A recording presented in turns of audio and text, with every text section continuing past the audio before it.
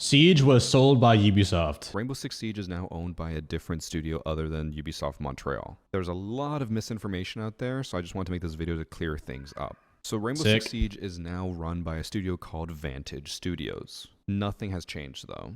People think that this means that everything's going to change. Ubisoft no longer is going to ruin Siege. I hate to be the bearer of bad news. So the games are Ubisoft moves Assassin's Creed, Far Cry, and Rainbow to Vantage Studios. New studio is owned by Ubisoft. Those two games. games. The CEO of the new studio is the son of the CEO of Ubisoft. So everything...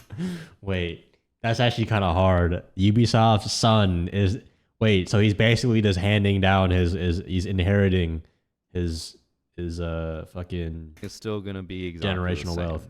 All that has happened is something that actually already happened a few months ago, and I guess it just didn't make the news as much because they didn't have an official name. But basically, Ubisoft realized that Assassin's Creed, Far Cry, and Siege are their only titles that still make money. What they decided to do was package those three games into a separate company. It's still a company that's owned by Ubisoft, but now instead of being... So basically Ubisoft just like went trick-or-treating at their own house. Ubisoft owning all of them, it's now Ubisoft owns Vantage Studios, which owns these three titles. Ubisoft is sketchy. They make money off people who cheat by banning them and having them buy ops in the game again on a new account. That's why they won't fix cheaters. I don't think that's quite... Okay. And the reason they did that is because they didn't want to lose majority stake in Ubisoft because they could sell more stocks to Tencent to make some money, but the family that owns Ubisoft wants to stay in control.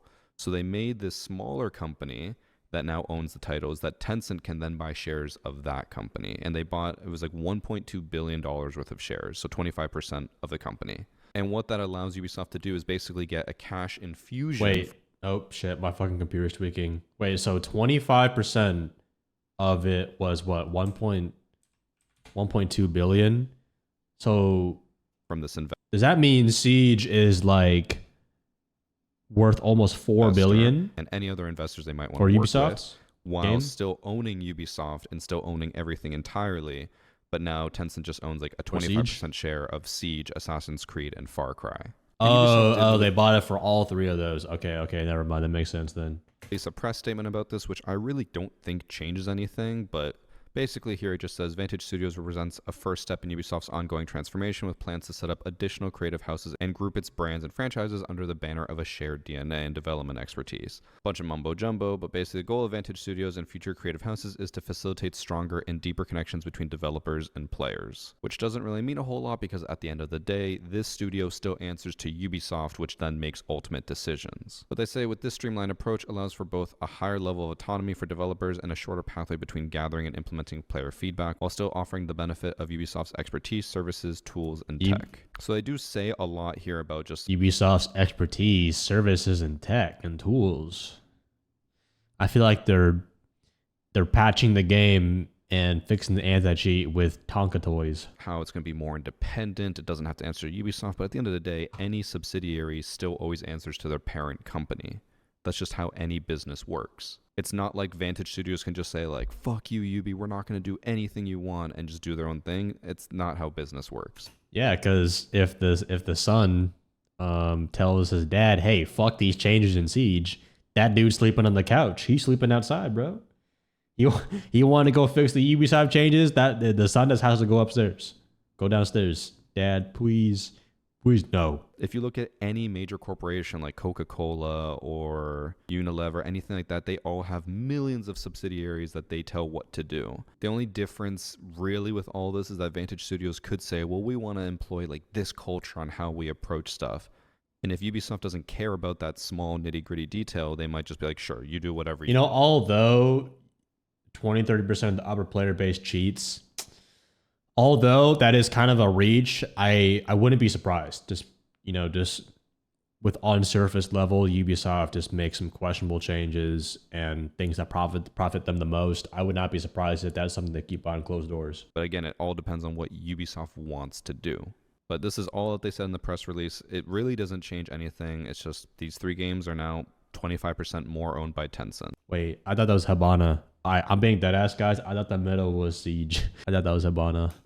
And there has been a lot of concern about what that means. Tencent, how do they normally work with these studios? How do they make games? And for the most part, Tencent does do a lot of like cash grabbiness, where they put in loot boxes, they put in really predatory monetization methods because they just try to make as much money as possible. But Tencent is never in the business of losing money. They always want to make sure whatever businesses that they work with are going to thrive, because they don't want to just spend money and then have it go to waste.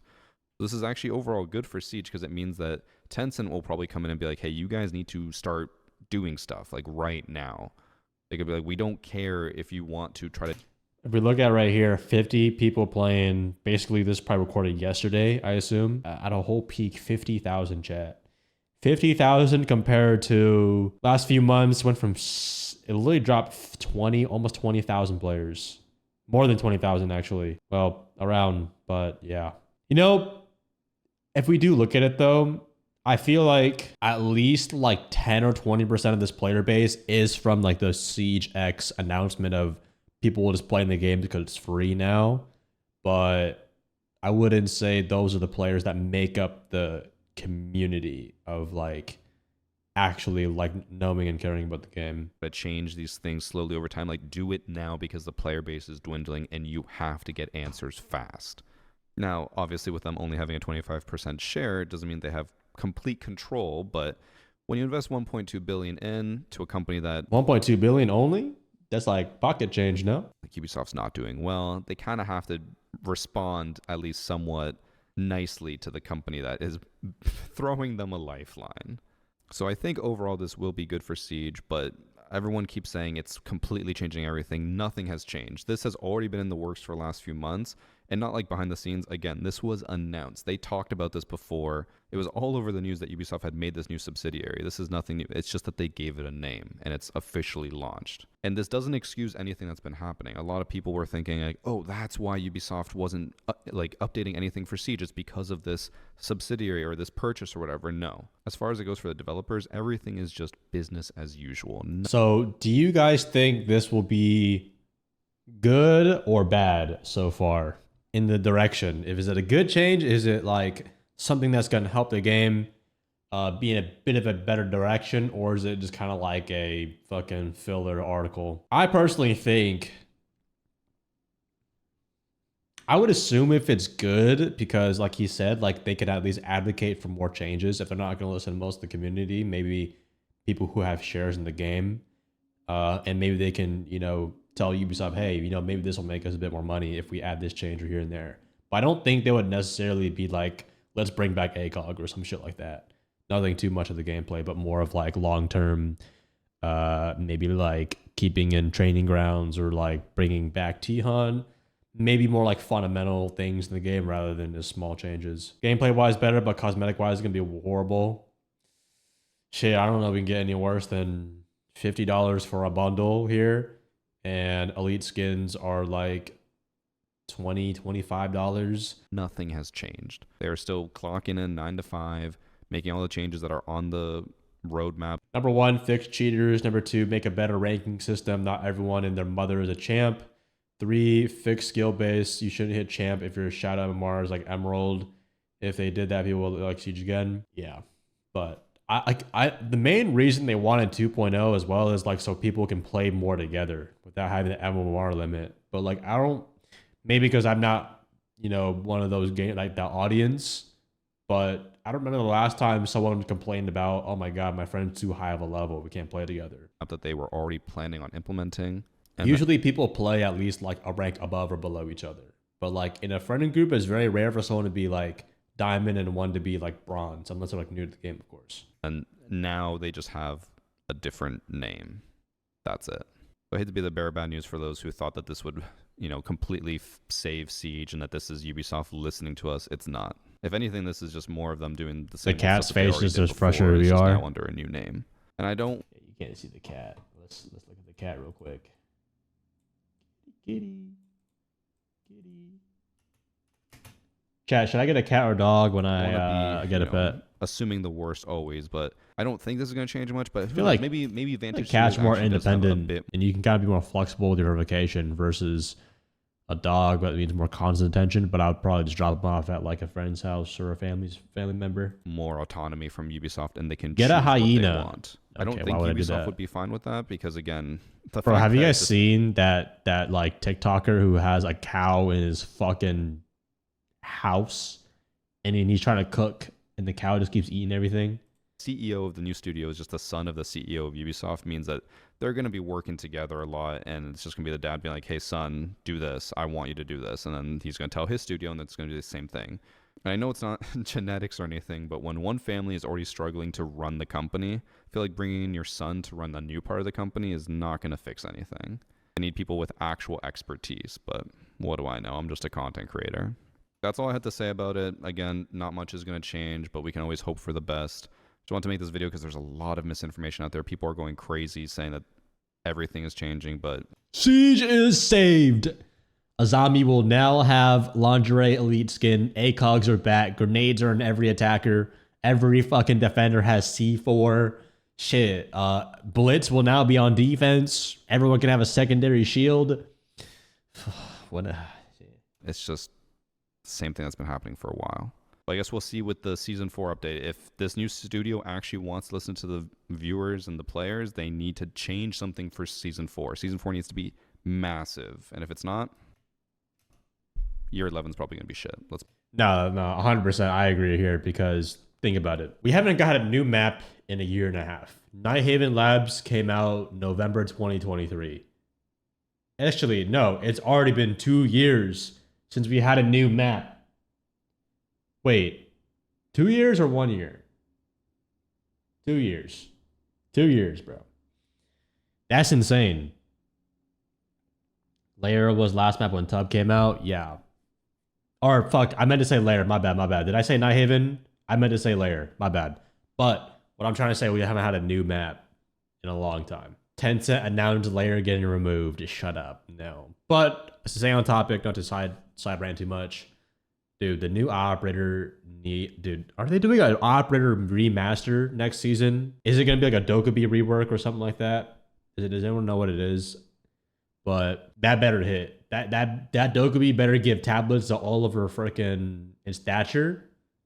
Oh my god, bro. What do you think the Thatcher rework's gonna be? I mean, like, how would you rework Thatcher? He's like already fundamentally such a great operator. What would you even do? Make him fucking like... I mean, they've already... I think just disabling shit, it makes sense. Not like when they destroyed everything, when Thatcher was in his prime, bro, he would destroy all gadgets through walls. That was OP. But when he disables things right now, I think he's fine. I think it's their fault for bringing in EMPs into the game. And also, like, bandit tricking is also, like, another thing. But I think Thatcher fundamentally is fine. The community responded so poorly to all the new maps that they complained there are new maps. Okay, I'm gonna tell you right there, I agree with you. You know, because everyone complains that maps are bad when they've played the map when it first came out in like a week, maybe even a few days, just because they don't know the common default spots, the exploits to go through, and they're not bringing heart breachers. You're not taking actual map control. Like, if you walk in to Nighthaven or Lair and you just expect to walk through a hallway and to get 5 kills like it's fucking Oregon walking in, bro, obviously you're gonna be a little bad at it. But especially with like Nighthaven and Lair being in Pro League, it means that they do have some competitive potential, and you can watch games on that too. And obviously not everyone's gonna watch Pro League, but I've always I've kind of come to the conclusion that map bans and operator bans have slowly like been a downfall of the game. Not a downfall as in like the game's dying or like it's finally a bad thing, but I think players are just using it wrong. We're using operator bans to just comfort ban things when ultimately we don't even like need, like, the operator's not even going to be strong on that map. Like, we're banning Ace on maybe like Oregon Basement. You know what I'm talking about at times here and there. You guys get my point though. It's like you can counter these operators perfectly fine, but we're just auto banning because it's off comfort. It's like you direct 25% of the attention because you're scrolling on your phone. Oh, this guy, our whole team's banning this, was all just ban it. Or like they're gonna ban Nighthaven and Lair and just never want to get good at it. And eventually, over time, when they do play that map, they're gonna be like, oh my god, they already go into the mindset that it's shit. and they just like half-ass give up. They don't give it. They don't actually play the game correctly, and they wonder why it falls apart. But dude, Mira ace banned every single time. I honestly would prefer in ranked the older bans. I do like the newer bans, but I think it's better if it's for competitive. But obviously, it's just I don't know. I just think Siege players have just gotten too comfortable on certain loadouts, operators. Now, there's nothing wrong with running with meta, but that's really like what can kind of just make Siege quote unquote stale. So you were just finding a way to complain. I mean, you can have an opinion on everything. You know, the way I think about one thing could be wrong in someone else's eyes, and the way that someone else thinks could be wrong in my eyes. But that's fine. People are allowed to have opinions. But really, what Ubisoft needs to do right now is just make sure the Fortress rework next season it hits. The operator rework also hits as well. And please don't nerf more operators, bro. We got the Nari nerf. Like fuck, that dude is barely played. Minimum, we need something new and that hits every season for Siege to be fresh.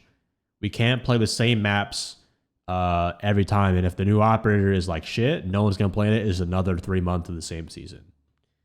It's like it's like the season has got delayed basically. But yeah, that's what they need, man. And yes, I could say, oh, fix cheaters. Come on, they're not gonna fix cheaters, bro.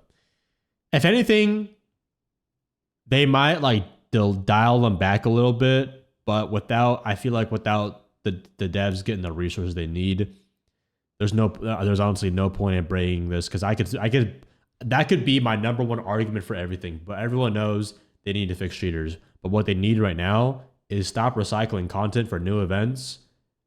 You know, improve the cosmetics a little bit more, not make them super overpriced for the same thing that everyone else is seeing already. And make sure the new map hits, the new operator is good. Stop nerfing the fuck out of everything. Bro, we've had 2 seasons in a row and fucking hella patch notes of just nerf. Sure, it kind of balances the game, but we also need stuff that is fun. You know, I wouldn't nerf everything that has a high pick rate. But unfortunately, it does make sense though when the magnified scopes. That made sense because it was so fixated on whoever had the magnified scopes was going to get a higher pick rate. That's just end of the story. But not to side rant too much. I know we side ranted too much about the main thing here was Siege was sold by Ubisoft. But hopefully Tencent, we see some good changes from them soon. I'm excited for that. Not really excited, but let's hope it's not bad.